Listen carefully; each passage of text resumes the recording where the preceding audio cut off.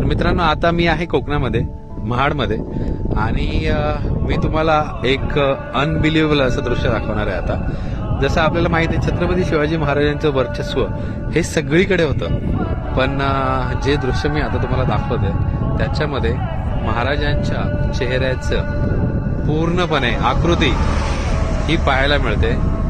जी समोर पर्वतरांग आहे तिकडे बघा, महाराजांची जिरेटोप, त्याच्यानंतर डोळे, नाक, होठ आणि दाढी, हे सगळं बघा किती हुबेहूब पाहायला मिळते.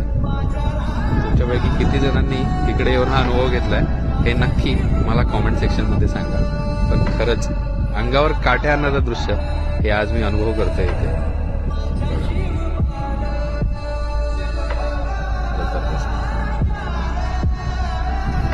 आहे की नाही?